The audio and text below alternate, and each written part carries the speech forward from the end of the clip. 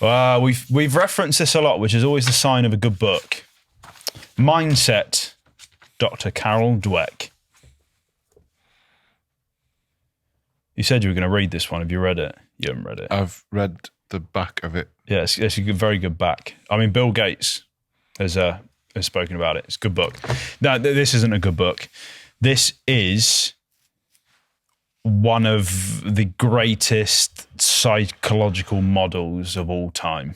Okay. They teach it in schools, as they should. They teach it in schools? Yeah. They teach good stuff in schools? Well, They teach this, and this is good stuff. So this is one of the very good. It's a life changer. It really is. Like if you were to be able to, this is actually a good question, you know. I think if you were to be able to instill any particular way of thinking and attitude into kids in school, the next generation, I think this might be at the very top of the list. Okay, why? So mindset, Carol Dweck breaks it down into two: fixed mindsets, growth mindsets. Fixed mindsets, as a summary, are I am what I am. That kind of, you know, and I can think of people in my family who have that kind of attitude. I am what I am. It is what it is. It is what it is. That kind of outlook on life, which manifests in lack of drive to learn, to change, to progress, to develop. In organizations, you see this fixed mindset on, you know, this age-old question of why do you do it like that? Because it's the way we do it. It's a fixed mindset. Now, we'll talk about it both for just individuals, the next generation, but also for business leaders, because it's just as important. And I would say we've had this conversation so many times on, in order to go through either a cultural transformation or to build an organization with a thriving culture, therefore a very successful organization, you have to have the CEO founder with a growth mindset. Otherwise it doesn't work. So fixed mindsets are, I am what I am. I'm as good as I'm going to be, manifests as inability to learn or desire to want to change, grow. And I suppose then in everyday life, you see a lot of dogma, you know, fixed, it's set in their ways. Or I'm using lots of expressions here, but they're a good summary of what a fixed mindset is. So I'll give a little fun example that I give to my clients that I always get the same look of horror when I tell them this story. Of horror? Yes. Of a way that you accidentally develop a fixed mindset, or the way you create a fixed mindset within kids.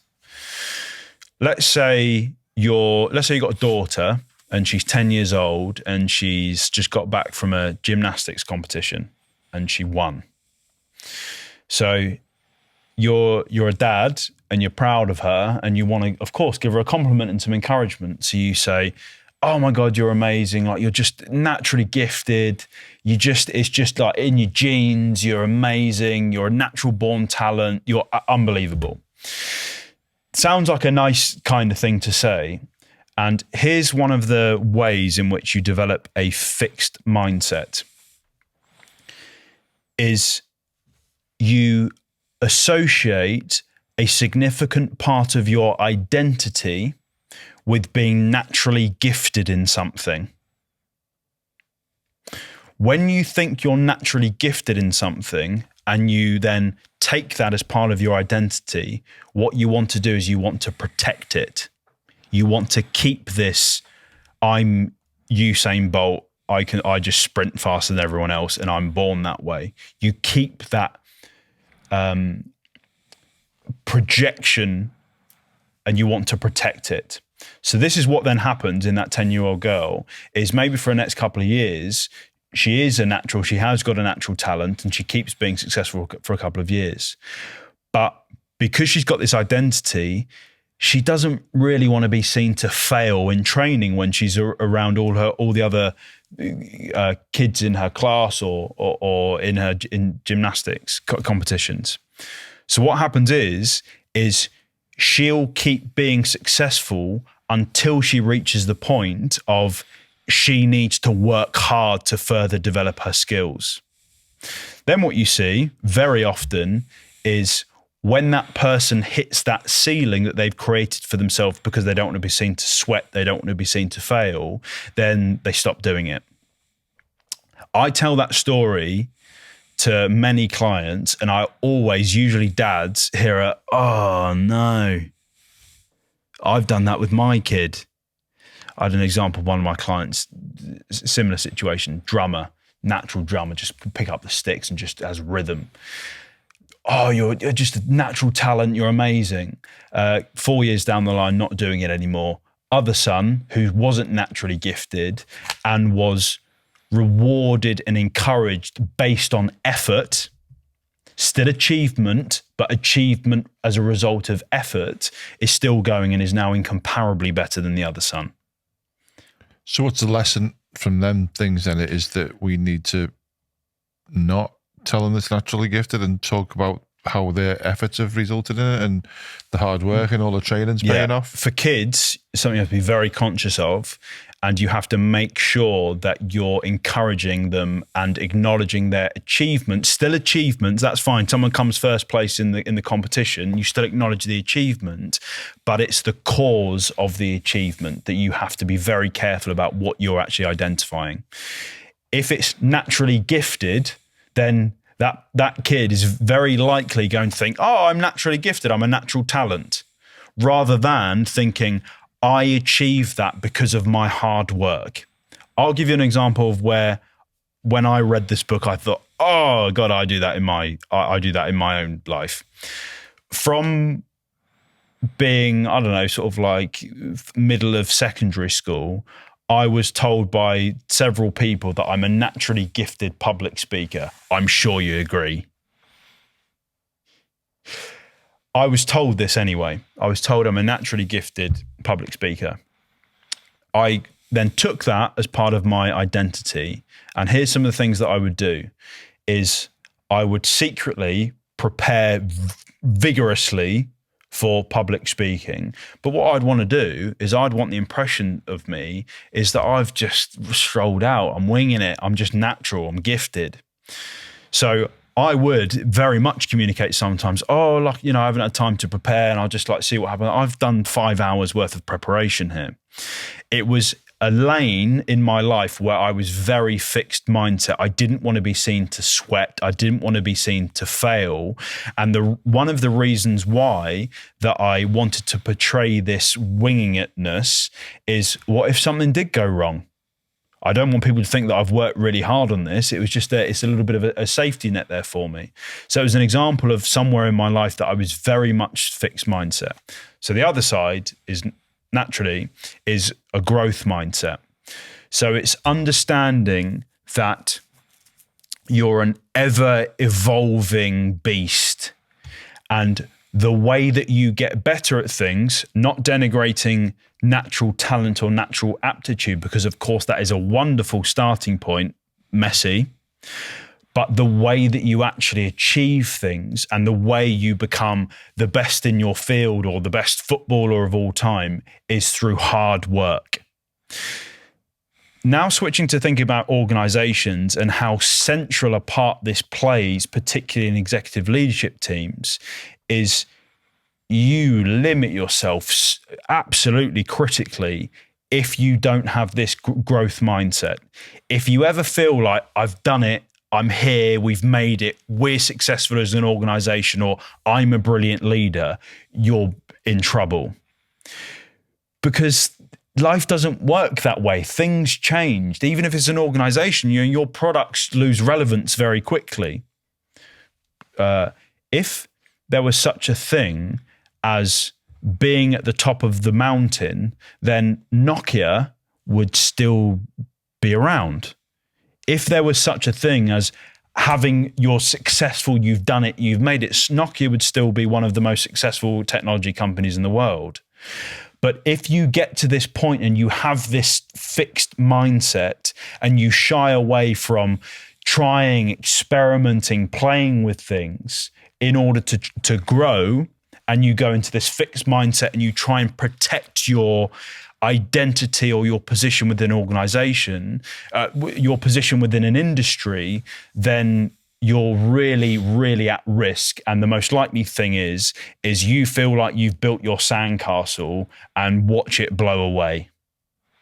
So obviously you're talking about a CEO or a leader and stuff having this growth mindset versus fixed mindset. But what about if your team members have got that fixed mindset? What if members of the team this on is that growth mindset? This is another thing I would say, and I try not to dictate or impress my opinions on what an organization's culture should be, but this is another one of these few things that I would very much say is, it doesn't matter what organization you are, you want a you want a growth mindset culture within your organization, and therefore you want to be hiring people with a growth mindset. Yep. So these conversations we'd have had about recruitment and hiring people, when we're talking about the second phase of interviews after the first, which is assessing a candidate's experience, competency, and skill set, the second interview being attitude, cultural fit, and ability to contribute towards the culture, I would very strongly suggest that a key part of what you're assessing in that candidate is, do they have a growth mindset? Because again, you just go down the road of, okay, we're hiring people with fixed mindsets. What happens there is, well, where those fixed mindset peoples are is you have stagnation. You have a lack of innovative thinking. You have a lack of desire to test things and fail. Okay, well, you have enough of that. Then we have an organization that is stagnant and is this age-old thing that happens where you see it has to be a startup that comes along and revolutionizes the industry. Versus, why does Xero and QuickBooks exist? It should be Sage. They were the, when it was back on the computers and not the apps and not this seamless digital financial software, they have all of the money, they have all of the intelligence. Why don't they come up with it? Why do Monzo, Revolut, Starling, Tide, why do they exist? You've got HSBC and Lloyds, they've got all the brain power, they've got all of the money, but you get to this point where they become so big, they're protecting their own industry, they're protecting their own position within an industry, and they lose that desire to want to continuously innovate. This is exactly the same thing that happened with Microsoft when Steve Ballmer was in place. And a book that we'll talk about another point, Satya Nadella, he wrote the book called Hit Refresh. And the most important thing, and the thing at the top of the tree of what Satya Nadella wanted to do with regard to the transformation of Microsoft, was implement a growth mindset across the organization. So it manifests in lots of different ways. The first thing is, if you're a CEO and you have a fixed mindset, my God, learn about it, recognize it within yourself, and do your very best to change it. Further down from there, you want to build a growth mindset organization. You've got to firstly hire people with growth mindsets. So are those ones that you mentioned, HSBC, have they got not a growth mindset then if they're not doing the change and stuff? So like, have taxi firms not got a growth mindset because they didn't do Uber? You'd have to argue that in some sense. Now, it's the way of life that you have, freshness comes along and you have disruptors and innovators. So I would say that's always going to happen. But there are many examples of companies where they could have done something about it. What's the reason that, let's take the HSBC example, HSBC didn't come up with the principle of Tide or Starling, where it's just like you just go on the app and then you've opened up an account? What's the reason for it? Is the reason for it because they would lose the income stream at that moment in time? It's the Kodak syndrome. Kodak how many times have we spoken about this example? Yeah, but it's such a good example. Invented the digital camera by an individual inventor within the organization, Steve Sasson, I believe his name was. And they're in a difficult position. You know, they make money out of every single aspect of selling the film cameras, the film, the flash boxes, the paper that the Polaroids are printed on. And so it's a genuinely difficult situation to be in. You're cannibalizing your own business. But if you have an infinite mindset and you take a step back, you go, what's the alternative? If we don't do this, if we don't cannibalize our own business, someone else is going to do it. So is that the true definition of a pivot then? Cannibalizing your own business? Yeah, pivoting into another direction, because COVID meant that everyone was talking about pivoting, but they didn't. They just couldn't do the business at that particular moment in time. I think that's another thing that I speak about with every client is a way to detect an organization's level of infinite mindedness is their willingness to cannibalize their own business. It's a thing you have. Again, if you want to last for generations, if you want to not be successful for 20 years when the founder CEO is in the prime age of their life and they're, you know, up together with technology and they understand the culture in which they live in, then what you have to do is you have to build an ecosystem, a culture within the organization that perpetually does that. Let's use the Amazon example again, is we'll see. Jeff Bezos is an infinite-minded individual, and there have been infinite creations within the organization that are not from his brain, but because he's created a growth mindset, innovative, disruptive ability and willingness to cannibalize themselves organization. Good example is books. They started as selling books. They wanted to be the everything store.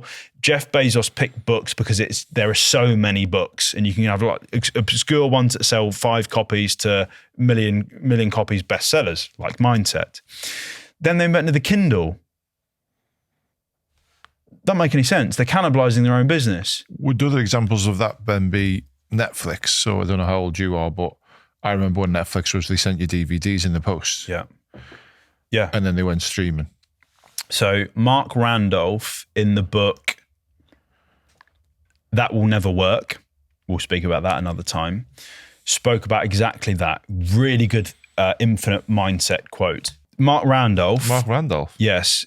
So one of the founders of Netflix, and he wrote in the book, That Will Never Work. We'll talk about that another time. Helping people find their favorite movies was a real goal at Netflix. From the beginning, we'd known that our company couldn't be tied to a shipping service or any products, because if it was, would be obsolete the second the technology changed. If we wanted any chance of surviving long term, we had to convince customers that we were giving them something better than an online library and quick shipping. Neither the technology nor the delivery method mattered. What counted was seamlessly connecting our users with movies they would love. That would be relevant regardless of what direction future technologies took us. Another example of a growth mindset, infinite mindedness. They have their infinite cause, which is connecting people with movies that they will love. The way they do it will change. I'm sure the way and I can't, because maybe I'm too old now, I can't even imagine it, but the way that it works now, if you go onto your Fire Stick or smart TV and you go onto Netflix and it's all there, that will change one day. How, I don't know. We'll have a chip in our brain or whatever it's going to be. But if Netflix, which they're at risk of doing because the size they're at now, transition from being that growth mindset disruptor that they were in the blockbuster Netflix days, and they get, let's say, 15 years down the line and the technology changes, if they become that fixed mindset, dogmatic, protecting their position within the industry, then whoever the new Netflix are will come along and they'll do what Netflix did to blockbusters. I think I know what the next move is for Netflix. Go on. Don't know that we should talk about it on the podcast, or we should just approach them. Have you not like copyrighted the idea or No, something? not here, because I've literally just had the idea. But like, I do this all the time. I talk to people about films all day. So like, I want to go home and those ones are ready for me to watch. And when I say to you, what, you haven't seen the Goonies? Are you crazy? When you get home, it's ready for you to watch Goonies. That surely is going to happen, because you know the thing, like when you're at home and you've got like an Alexa in the background and you're talking about something, and then you go on, it's like, oh, here is the insert whatever the things you're talking about. With Frank here, I look for a shirt today. Yeah. And then I went on Instagram and every other thing there you go. Has a shirt. Yeah, there you go. So that will I'm sure that that might already be happening. Okay, so I don't think it's that good. I wouldn't worry about it. We can put this out. That's fine then. So would Microsoft be another example like that then? Yes. Completely. The Microsoft, the IBMs of the world, they're all the same examples. Going back to the book that we spoke about half an hour ago, Who Says That Elephants Can't Dance? That title of the book is exactly what we're talking about here. IBM are an elephant. They're such an enormous organisation. We didn't speak about that, did we? There we go. That's the reason of the book. That's the reason of the title of the book. They're an elephant, and Louis Gerstner Jr. in the 90s came in and he taught them how to dance. They became nimble, and they went from being they went from being predominantly a software provider and as well as a hardware provider to being more of a consulting business. Yeah. He made the elephant dance. So Netflix are a good example of this, and it will be, let's see what happens. Maybe in 20 years time, we'll play this back and go, see, they did the same thing that blockbusters did, is they put themselves in a position where they're dominant within an industry and they just want to protect that. They want to protect that income, which is, again, I understand, and it's very difficult to do.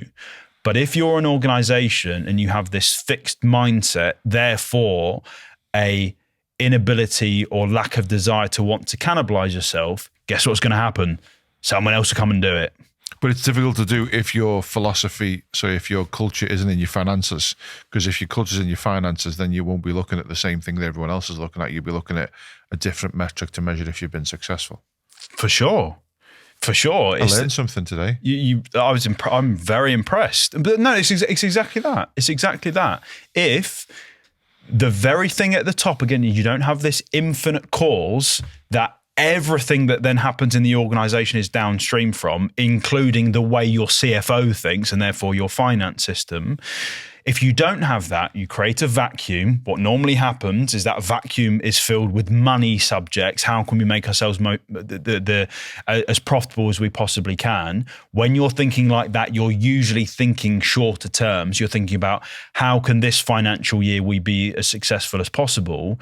Then if you're asking yourselves that question and you're faced with the dilemma of the technology is changing, we're the dominant force in the market, what should we do? Maybe for that year, the best answer is protect your position in the industry.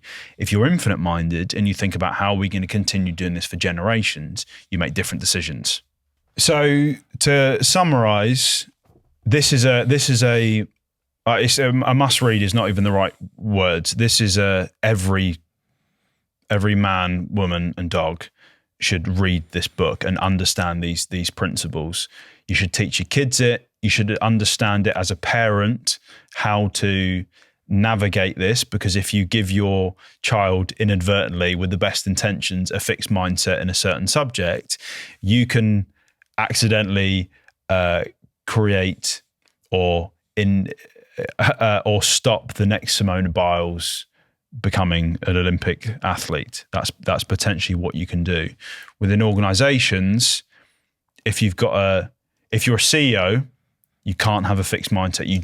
You can't, or you'll be successful for a very short period of time if you are successful at all. And certainly if you're a growth mindset CEO, you have to build a growth mindset organization. Again, or you'll be successful for a short period of time, if at all, but certainly not over the long term.